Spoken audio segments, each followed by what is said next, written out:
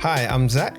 And I'm Jules, and this is Life After Prison, Getting Out, your guide to adapting to life on the outside. Yes, in each episode, we're exploring a different issue that you may face when you first get out of prison. And today, we're talking about mental health.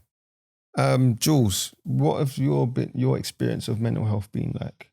Okay, so it's a broad subject. Mm-hmm. It's quite a deep subject. I have experienced obviously a lot of lows whilst I've been inside prison.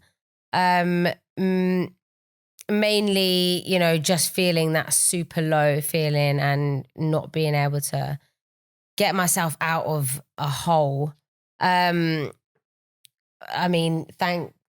I did, and then experienced it a little bit outside of prison as well. Quite a lot actually, to be fair. And I think it's something that you battle all the time, but just feeling like just too busy and wanting to escape, and it's not a great feeling. But what about you, Zak? So for me, it was more like the real high and buzzing coming out of prison, like, whoa, I'm so excited and ready to conquer the world. And then when I realized how difficult it was, or how that transition was, and all the things that you come up against, I got into a low. I wouldn't say it's depression because I never went and got it diagnosed, but it felt like that, if that makes sense. But it wasn't until I started to overcome these hurdles and barriers, and when your life feels like your life's moving in the right direction, then it began to get easier. So I don't know, maybe I should have got it diagnosed, but I'm just glad I got through it how I did. What we do here on Getting Out is we have a voice note from someone who shares their story with us.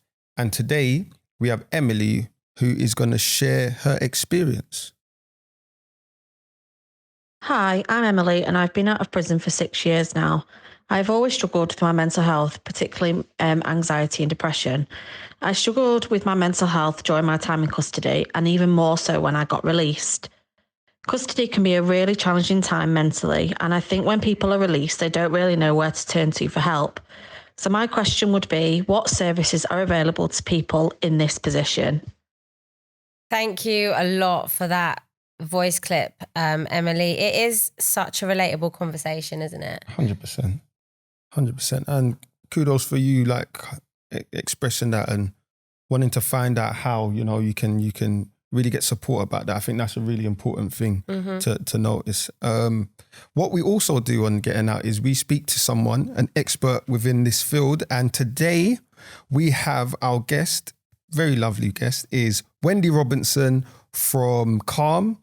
How you doing, Wendy? I'm good, thank you. Thanks for having me. Oh, you're welcome. Thanks for being here. Wendy, can you please tell us a bit about yourself and the work you do at Calm, please? Yeah, so Calm stands for, a lot of people get confused and think it's the Calm app, the meditation app, which is a great thing, but it's not us. So Calm stands for Campaign Against Living Miserably. So what we're around to do really is to shine the light on mental health and, really reject living miserably. And so at one end, it can be kind of like mental health in a general sense, but we go right through to kind of suicide prevention as well. Okay. And what we're trying to do as well is reach out to people with a kind of contemporary voice or a modern voice, because there are lots of services around, but sometimes you might feel that's not quite for me. So I think Calm's trying to reach out to people in a different way and help them see that actually mental health struggles are normal for all of us. And the important thing is what you do about it, not the fact that you should feel there's a taboo subject because you're struggling. Yes, 100%. It's not about the stigma. It's about, okay, how are we going to support you with this? How are we going to, what are the ways we're going to deal with it and address the issues? So talking about it as well, right? Oh, for sure. That's absolutely it. And I think we've come a long way when the stigma isn't there as much as it would have been historically, but there's still a long way to go. Yeah, I completely understand that. Okay, so for somebody in Emily's position, what advice, or what's the first kind of piece of advice you'd give? Yeah, I think a really important thing, and both of you touched on it as well, talking about your own experiences. I think when you're going to go through a big change, a transition of any kind, where your life's going to change from how you've got used to it to how it's going to be, you need to kind of prepare and expect that to be difficult. So you might be feeling really scared, or you might be feeling really excited, as you spoke about there. But actually, it does take quite a lot out of us to go from a situation where we knew what every day was going to look like to something else. So the first bit of advice I would give is just to expect it to be however it is. You might be fine, you might not be, but anticipate that actually it would be a good idea to have in your mind already that you might need to reach out to somebody, and that might be a trusted friend or a family member, but also it might need to be a professional, and make sure you arm yourself with knowledge about where you can get that help. Yeah. Amazing. Okay, so it is quite hard, especially if you're inside, to think about how it is going to be when you get out, because you don't know. So maybe what you're saying, prepare yourself that it could go anyway, and it might not be super exciting for ages. And yeah, and I guess while you are inside, there's that opportunity to start thinking about it ahead of time. It's something that will be happening at some point. So maybe if there are support services already for you. And again, that might just be somebody that you kind of feel close to or you trust, or it might be kind of like, a medical professional. And then start to have those conversations maybe even before, and start thinking about, I wonder how I am going to find it. What am I looking forward to? What am I worried about? What's my greatest fear? What's my greatest hope? Just start having some of those conversations before it even happens. So you're not just kind of like released and then having a complete unknown, because I think it's that unknown that really shakes people. It's that sense of like, I thought it was going to be like this and now it's like that. And that is often where mental health kind of issues can be triggered. So we all have struggles. A really maybe a straightforward way to think about mental health, it's just our thought processes, how we feel about things and how we act in the world. So every single one of us has that. So just kind of like thinking it through, having a little bit of pre-preparation for it, if you like, and knowing where to go if you do start to really struggle. okay, amazing. Thank you. Yeah. And also about normalizing it. It's very normal. It's nothing, you're not weird. You don't feel strange. It's very normal to have some sort of difficulty or issue. And it's okay to reach out for support, right?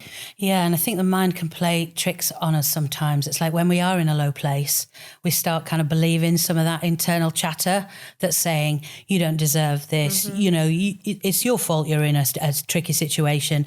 So-and-so told you you weren't good enough. All those kind of voices in your head of people in the past that might have put you down or not understood you, or any range of things like that. So it's kind of almost needing to be prepared to have another voice that's going to speak over that and say, okay, thanks. Yeah, I hear your opinion, but I'm not listening to you. I love that. That you've got another voice that is actually more compassionate towards you, that is actually encouraging you, that is saying, no, you deserve help and support. It's totally fine. And actually another way to look at it sometimes, if you're a bit unsure about reaching out because you're kind of tend to put yourself second or always think other people need more than you, realize that every time you speak out, you are giving another person permission to also do that. So the more our friends or colleagues or family members, whoever, hear us being brave enough to say, do you know what, I'm really struggling, that gives them permission when they're struggling to also talk about it. Yeah. So it's how we sort of help each other. So be brave, say how you feel, and that is actually not just going to help you, it's going to help other people. Excellent. I love that. And where can someone like Emily or anyone else who's struggling go to look for support? Yeah, I think first of all, one thing to have in mind, especially if you're being released and you might be in a completely different location than's familiar to you, or even if it is familiar, I think about getting in touch with a GP, because actually a GP is your doorway in to a whole host of services and provision. And that is I would say is absolutely key. Start there. And again, build up that relationship. You might not feel able to say you're struggling with mental health straight away. But again, remember that your GP will have heard it from many, many people. And because they are the gateway to maybe more specialist support, I think it's really important that you start there. Yeah, love that. Okay, is there anything else that Emily could do in a situation? Any other kind of advice that you'd give? Yeah. And although I'd said, try and get in contact with and establish with a GP, because that's a really important point of entry for other things, people maybe don't always want to speak to somebody face to face. And that's why kind of helplines exist. So for ourselves, Campaign Against Living Miserably, we have a helpline, and that's for people to call when they're in real kind of crisis and maybe having sort of suicidal thoughts and really sort of struggling. So helplines, I think, are a really good way. And a more general helpline, so the mental health charity, they have an information line, and if you call that information line, they can find out locally where you could go. But yeah, helplines, I think, are good because they allow you to kind of get used to talking about these things, and you don't have to see someone face to face. And a lot of the time it's anonymous as well. And that's another thing for people. Sometimes they don't want somebody to know their personal information. So actually a helpline could usually help you without you having to give all that. And these are completely confidential, like the helpline, and, they don't have to. So really you're not losing anything. You just have to make the step to speak about it. Have you got any advice for people that are not able to just something is saying don't speak about it, don't, they know it's confidential, they know it's not going to go anywhere, it could help, but they still can't or don't want to make that step of speaking? Yeah, I suppose it would be kind of needed to sort of ask yourself if that's the thoughts that are going through your mind is kind of like, so what's worrying me about doing this?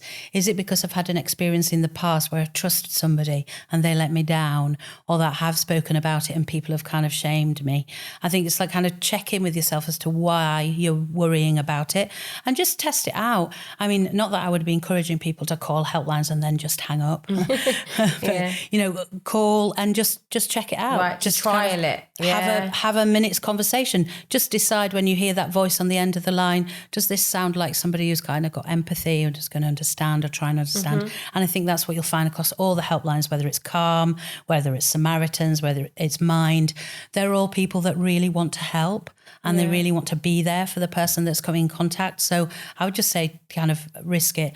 Another thing, though, if you don't feel ready to talk about it, maybe think about kind of like writing it down yourself, writing down some thoughts that you've got, some of your worries, your anxieties.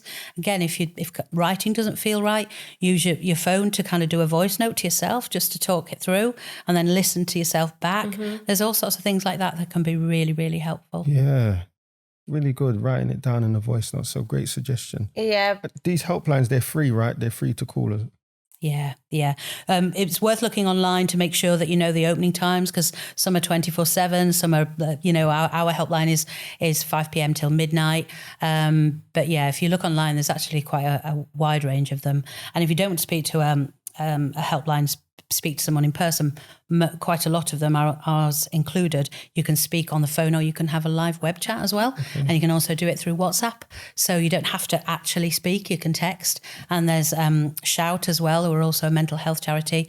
They're a crisis text line. So again, you don't have to be able to be in the mood to speak to somebody. You can actually just type away. That's amazing. You can get access through this either just directly calling the helpline numbers, or go through a GP in that kind of way. And are there other platforms the GP can refer you to, or would it be? Yeah, I mean, if you went online and looked up the NHS website itself, there's absolutely loads of information on there.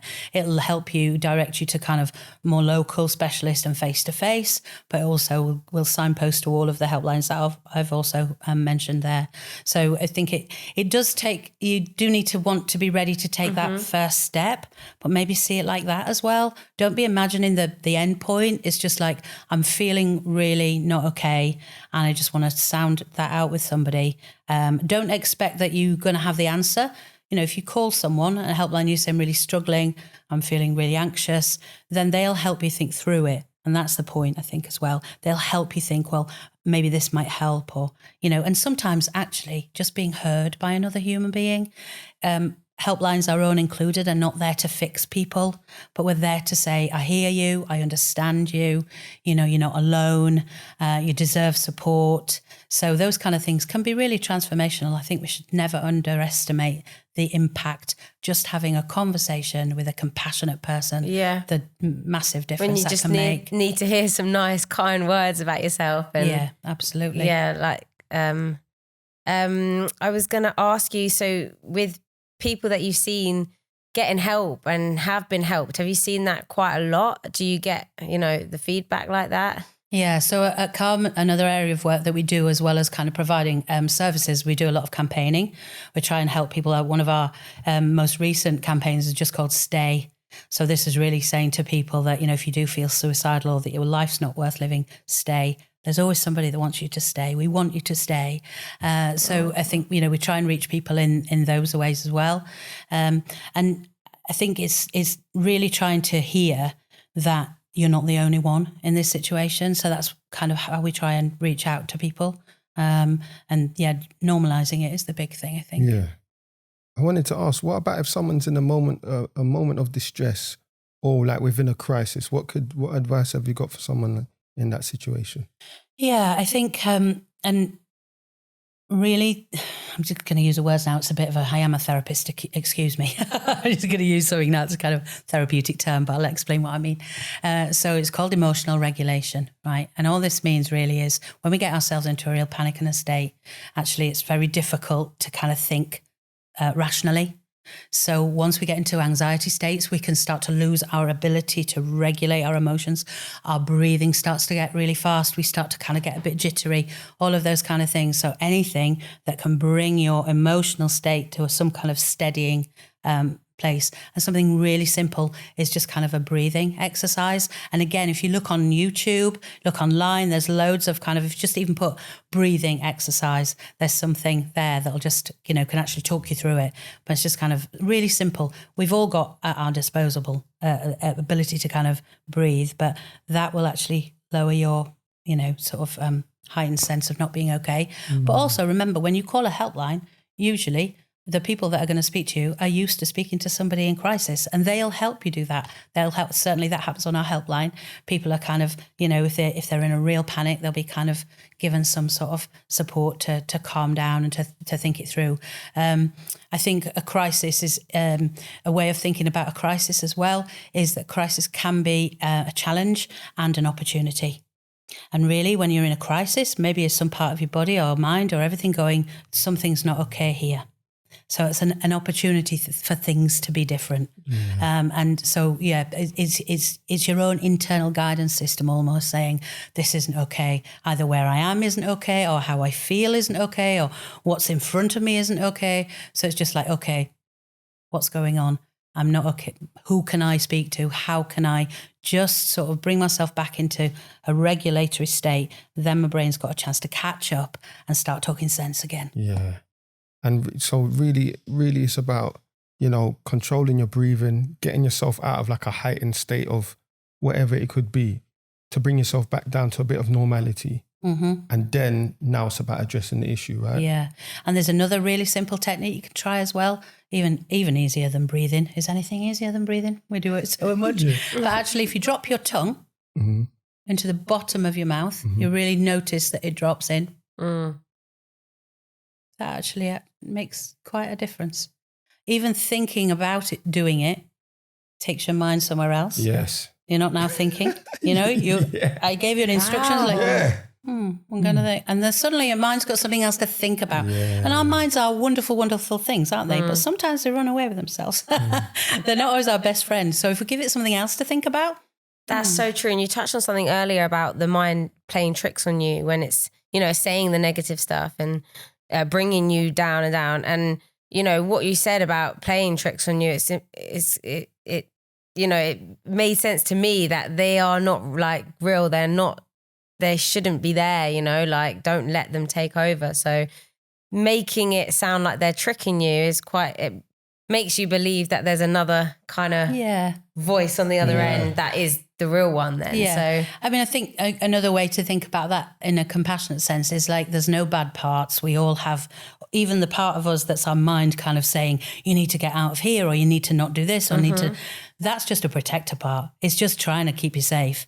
But then there needs to be another part that's kind of saying, actually, I need a bit of support with this. I mean, at Calm, what we do see when people contact us, we get so much feedback from people who have used the helpline in one way or another to say, you know, you really saved my life that day. There are people that are contacting us who were at that point of contact saying, already decided, I'm pretty sure that I'm going to go through with this. I'm pretty sure life's not worth living for me.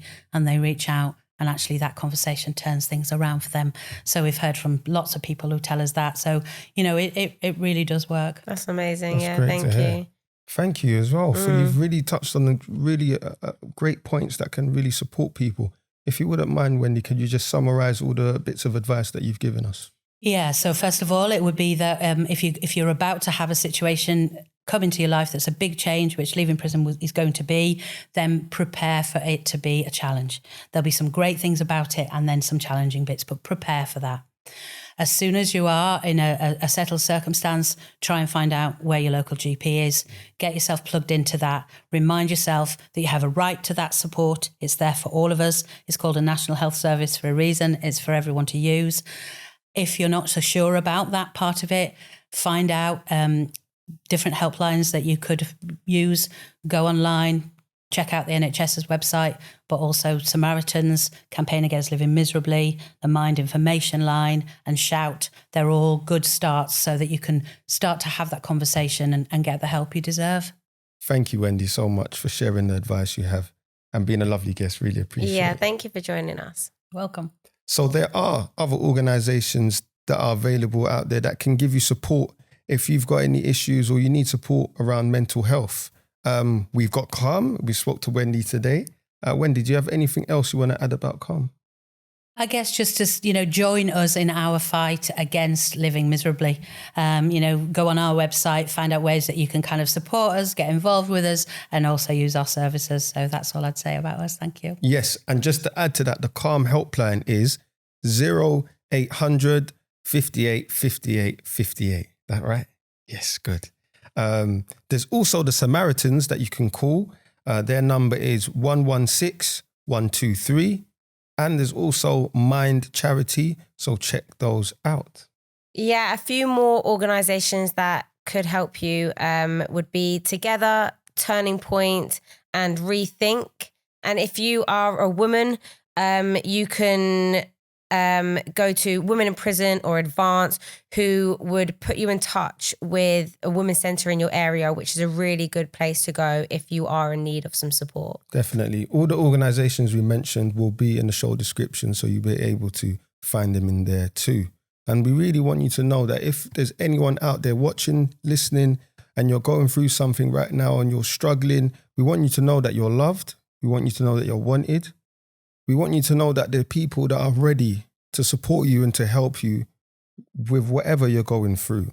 So if that is you, please don't hesitate to call the Calm helpline, which is 0800 58 58 58. You can also contact Samaritans on 116 123. Yeah. And also, if you have heard anything in this podcast that has inspired you to get some help with your mental health, then please let us know. Or if you've had any help from any of the organisations mentioned, then please get in touch. You can do that by DMing us on Instagram or Twitter at AfterPrisonPod, or you can email us at podcast@prison.radio. Or if you prefer to write, then you can do at Life After Prison, National Prison Radio, HMP Brixton, London, SW2 5XF. Yes. And if you also want to, you could check out our other show, Life After Prison, The Sit Down, where we speak to Tony Oller. And in that episode, he really opens up about his challenges with mental health. And I think it's really good to hear a man's perspective and opening up and sharing about these issues. So yeah, thank you, Wendy, for joining us today. Really appreciate you. Thank you to Emily for sending in that voice note. If you've enjoyed this episode, please like, follow, share and subscribe. It really helps it get to all the people that really need to hear this. Yeah, we hope you enjoyed today's episode and we'll see you next time. Take care.